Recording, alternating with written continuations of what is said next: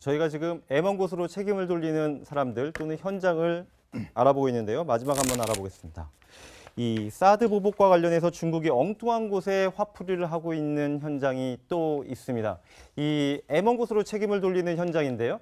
수교 25주년을 맞은 한중 관계가 이 최악으로 치닫고 있습니다. 그런데 여기에서요, 중국 당국이 한국 영세 기업을 폭력적으로 단속하는 영상을 단독으로 입수했습니다. 네, 중국 칭다오에 진출한 건축 자재 업체인데요. 오염물질을 배출했다고는 하지만 이건 해도 너무한 것 아니냐 이런 생각이 듭니다. 조아라 기자입니다. 한국인이 경영하는 중국 칭다오시의 한 목재 공장. 환경보호국에서 나온 공장 검사단이 드론까지 띄워 내부를 살핍니다. 낯선 사람들의 방문에 놀란 개가 짖자 지체 없이 총을 겨눕니다.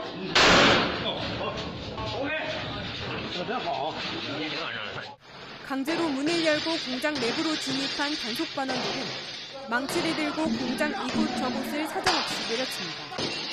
환경 문제를 빌미로 한국의 영세 기업을 과잉 진압하는 모습이 고스란히 담긴 영상입니다.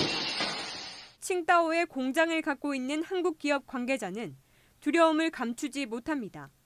안 죽고 온 것만 해도 다행인 사람들 한두 명이 아닌데 이제 북쪽에 대지에서 관리가 내려와요. 걸리면 이제 뜯어 못 치는 거죠. 중국의 국제적 위상이 높아지면서 환경 오염에 대한 감독이 강화됐지만 중국 기업을 상대로 한 단속의 강도와는 비교할 수 없을 정도입니다. 중국 기업도 잡기는 잡는데 이제 해외 기업한테 더 엄격한 요구를 한다는 것도 사실이고 환경은 최근에 들어서 더 많이 잡는 거지. 명백히 형평성을 잃은 과도한 법 집행에 한국 중소기업인들은 정상적인 기업 활동에 큰 제약을 느끼고 있습니다. 이 정치 한파 속에 25년 한중 관계를 이끌어온 경제 협력도 급속히 위축되고 있습니다. 채널A 뉴스 조아라입니다. 네, 시청자 여러분들 어떻게 보셨습니까? 이 환경을 보호한다는 명분 정말 좋은데요. 저 영상 자체를 보면은 사실 저게 총까지 동원해야 될 사안인가라고 하는 그런 걱정도 듭니다. 그렇죠. 저는 이게 명백하게 한중 FTA 협정이 위반으로 보는데요. 이게 2015년에 저희가 한중 FTA 할 때 가장 중요한 게 두 가지였어요. 그때 우리나라 중국의 기업이 한 2만 개 되고 한 40만 명이 되는데, 첫째는 이게 상품이나 서비스 교육 자유화, 투자 자유화, 이게 첫째 쟁점이었고, 두 번째 가장 또 중요한 게 바로 내국민 대우입니다. 이거는 이게 우리가 국제무역질서에서 확립된 원칙이고, 왜냐하면 이게 관세 장벽이든 비관세 장벽이든 항상 이게 합리적 이유 없이 내국인과 외국인에게 차별하면 안 돼요. 근데 저거는 명백하게 저 화면을 보면 사드를 이유로 정치적 이유로 중국 업체와 우리나라 업체 이게 명백한 기준을 차별하게 적용하고 있는 거죠. 그래서 이게 명백하게 내국민 대우 위반이고, 이건 이게 한중 FTA 위반이기 때문에 제소도 가능하고요. 저는 이제 그 행위는 정말 지양돼야 된다 이래 봅니다. 네, 아니. 환경 오염 배출했으면 그거에 합당한 처벌을 하면 될 거잖아요. 그렇죠. 지금 보면 빵빵빵 아까 총소리까지 네. 들으셨어요. 이제 개한테 그랬다고는 네. 하지만 이게 단순히 과잉 단속을 한 배경이 도대체 또 뭘까? 그러니까 결국 이제 지금 만약에 우리나라에 있는 중국 기업한테 우리 정부가 저렇게 했다고 하면 네. 중국이 가만히 있겠습니까? 네. 그러니까 저도 집안에 지인이 이제 바로 칭다오에서 공장을 하다가 그만두셨는데, 그러니까 중국이 보면 이제 특화 사회주의라고 해서 어떤 기업 진출할 때 반드시 합작을 하게 합니다. 그러니까 즉 독자적인 우리나라 사람만 가서 100% 우리 자본으로만 절대 못하게 합니다. 그러니까 그쪽 자본과 50대 50이라든지 그걸 통해서 하거든요. 이게 왜 그러냐면, 물론 이제 중국 진출하기 위해서 이제 처음에는 아쉬우니까 하는데 나중에 철수를 못하게 해요. 네. 결국 뭐냐면 우리가 진출은 하는데 들어가 있는 기업들이 나중에 나오려고 그러면 이 반대편 사람들에 대한 이게 합의가 있어야 되잖아요. 그럼 결국 빈손으로 다 나올 수밖에 없는 구조가 돼 있습니다.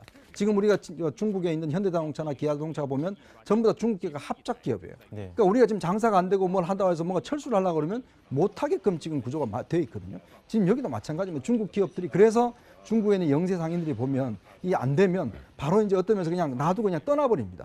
인근 베트남으로 가니. 그렇게 되다 보니까 지금 중국 기업들이 저런 식으로 이제 하는 건데, 이거는 오히려 보면 같은 중국 기업한테 절대 저렇게 하지 않아요. 그냥 가서 서류만 내가 통지만 하는데 한국 기업한테만 가서 저런 식으로 총을 쏜다든지 강제로 뚜둑부는 하는 것이거든요. 그럼 그만큼 사드와 관련해서 결국 이게 굉장히 조직적이죠. 중국이라는 사회가 여전히 이제 정말 이번에 우리가 제대로 아는 것인데, 아무리 이제 자본주의화 됐다고 하지만 여전히 사회주의 시스템이 운영이 돼가 있고 또 거기에 따르는 이제 행동들이 나오고 있는 것이거든요. 그러니까 저거 문제는 지금 사실은 중국에서 나오신 분들 같은 경우는 오히려 살아서 나온 것만 다행이다라는 이야기까지 나올 지경이니까 이거는 제가 볼 때는 정부 차원에서 정말 공적으로 대응을 해야 될 문제가 아닌가 싶습니다. 네. 예, 한국과 중국이 수교를 하고 그다음에 이제 중국의 시장이 열렸을 때 우리나라 기업들이 많이 진출하지 않았습니까? 근데 그때 진출했을 초기만 하더라도 출구 전략을 생각을 해야 된다. 그런데 이게 지금 그 우려가 현실화되고 있어서 굉장히 안타까운데 지금 사드 배치를 완료할 경우에 중국 정부는 군사적 대응 얘기까지 언급을 하고 있는 상황입니다. 어떻게 생각하십니까? 저는 뭐 이 사드 문제는 이슈로서 좀 빨리빨리 오히려 진행하는 게 낫다. 오히려 네. 지금도 좀 늦었다라고 생각을 합니다. 이미 우리가 사드가 이제 배치가 기정사실 문 대통령도 추가 배치를 지시한 상황이고 하니까 그 부분은 빨리빨리 진행을 해서 어차피 중국도 나름대로의 어떤 조치를 취할 거니까 그 부분에 대해서 우리가 대응을 해야 되고 이런 속에서 한편으로는요 이것이 우리 스스로의 대응 능력을 키울 수도 있습니다. 네. 그러니까 이런 기회를 우리가 우리의 힘을 더 키우는 기회로 삼아야 되죠. 중국이 아니라면 다른 시장을 개척해서 네. 중국에서 우리가 입은 손해만큼 다른 곳에서 더 보충할 수 있도록 새로운 시장 루트를 개척하고 이렇게 되면 우리 경쟁력 자체가 더 탄탄해지는 것이거든요. 우리만 뭐 피해를 입는 거 아니고 중국도 피해를 입기 때문에 그건 어차피 쌍방적인 그런 부분이 있습니다. 그런데 여기서 저는 당국이 조금 더 적극적이고 당당해야 된다. 그러니까 지금 아까 그 사건 같은 경우도 마찬가지인데 예를 들면 산자부 같은 데에서 우리가 광범위한 정보를 수집을 해서 이거 어떤 국제 규범에 어긋나는 문제라든지 이런 부분들을 정확하게 가지고 중국에도 할 말은 하고 이건 너무 심하지 않냐 이렇게 바꾸자 이렇게 좀 얘기할 수 있는 좀 당당하고 그러한 어떤 지금 행정이 필요한 시기가 아닌가 생각이 됩니다. 네. 그건 뭐냐면 우리가 진출은 하는데 들어가 있는 기업들이 나중에 나오려고 그러면 이 반대편 사람들에 대한 이게 합의가 있어야 되잖아요. 그럼 결국 빈손으로 다 나올 수밖에 없는 구조가 돼 있습니다. 지금 우리가 중국에 있는 현대자동차나 기아자동차 보면 전부 다 중국 기업가 합작 기업이에요. 네. 그러니까 우리가 지금 장사가 안 되고 뭘 한다고 해서 뭔가 철수를 하려고 그러면 못하게끔 지금 구조가 돼 있거든요. 지금 여기도 마찬가지입니다. 중국 기업들이 그래서 중국에 있는 영세 상인들이 보면 이 안 되면 바로 이제 어떤 면에서 그냥 놔두고 그냥 떠나버립니다. 인근 베트남으로 가니 그렇게 되다 보니까 지금 중국 기업들이 저런 식으로 이제 하는 건데 이거는 오히려 보면 같은 중국 기업한테 절대 저렇게 하지 않아요. 그냥 가서 서류만 내가 통지만 하는데 한국 기업한테만 가서 저런 식으로 총을 쏜다든지 강제로 뚜들부리는 하는 것이거든요. 그럼 그만큼 사드와 관련해서 결국 이게 굉장히 조직적이죠. 중국이라는 사회가 여전히 이제 정말 이번에 우리가 제대로 아는 것인데 아무리 이제 자본주의화 됐다고 하지만 여전히 사회주의 시스템이 운영이 돼가 있고 또 거기에 따르는 이제 행동들이 나오고 있는 것이거든요. 그러니까 저거 문제는 정치 한파 속에 25년 한중 관계를 이끌어온 경제 협력도 급속히 위축되고 있습니다. 채널A 뉴스 조아라입니다. 네, 시청자 여러분들 어떻게 보셨습니까? 이 환경을 보호한다는 명분 정말 좋은데요. 저 영상 자체를 보면은 사실 저게 총까지 동원해야 될 사안인가라고 하는 그런 걱정도 듭니다. 그렇죠. 저는 이게 명백하게 그 한중 FTA 협정의 위반으로 보는데요. 이게 2015년에 저희가 그 한중 FTA 할 때 가장 중요한 게 두 가지였어요. 그때 우리나라 그 중국의 기업이 한 2만 개 되고 한 40만 명이 되는데 첫째는 이게 상품이나 서비스 교육 자유화, 투자 자유화 이게 첫째 쟁점이었고 두 번째 가장 또 중요한 게 바로 내국민 대우입니다.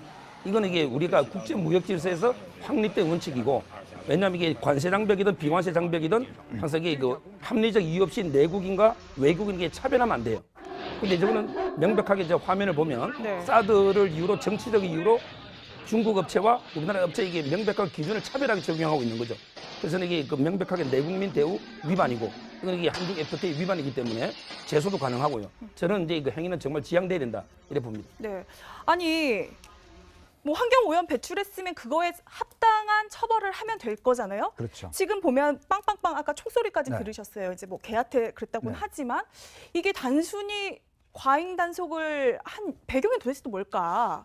그러니까 결국 이제 지금 만약에 우리나라에 있는 중국 기업한테 우리 정부가 저렇게 했다고 하면 네. 중국이 가만히 있겠습니까? 네. 그러니까 저도 집안에 지인이 이제 바로 칭다오에서 공장을 하다가 그만두셨는데 그러니까 중국이 보면 이제 특화 사회주의라고 해서 어떤 기업 진출할 때 반드시 합작을 하게 합니다.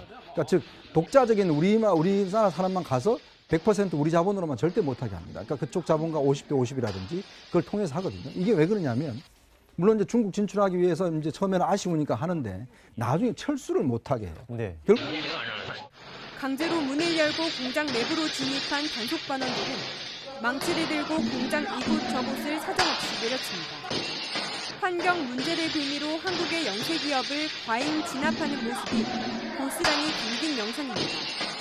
칭다오에 공장을 갖고 있는 한국 기업 관계자는 두려움을 감추지 못합니다. 안 죽고 온 것만 해도 다행인 사람들 한두 명이 아니지. 이제 북쪽의 대지에서 관리가 내려와요. 걸리면 이제 뜯어 못 치는 거죠.